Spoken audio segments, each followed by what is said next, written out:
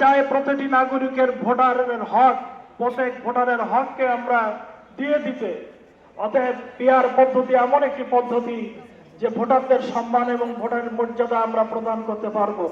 বন্ধুগণ, এ দাবি জামাত ইসলামীর স্বার্থেই নয়, এ জাতি গণতন্ত্রের স্বার্থে, দেশের স্বার্থে। কারণ আমরা এর আগে দেখেছি দিনের ভোট রাতে হয়েছে, এমনি ভাবে ভোটার বিহীন নির্বাচন হয়েছে।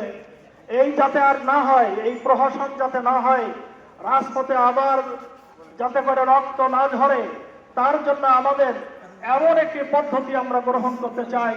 সে পদ্ধতির নাম হচ্ছে পিআর পদ্ধতি। এখনো সংস্কার শেষ হলো না, উল্লেখযোগ্য বিচারের মুখ আমরা এখনো দেখতে পারলাম না।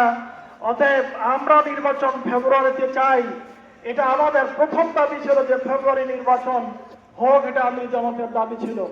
কিন্তু সেই দাবির সাথে সাথে আমরা চেয়েছিলাম সংস্কার চাই, বিচার চাই এবং পিআর পদ্ধতিতে আমরা নির্বাচন চাই। গণভোটের জন্য সকলে একমত হয়েছেন। বিএনপি চাচ্ছে জাতীয় নির্বাচনের দিন গণভোট। আমরা সেটা চাই না।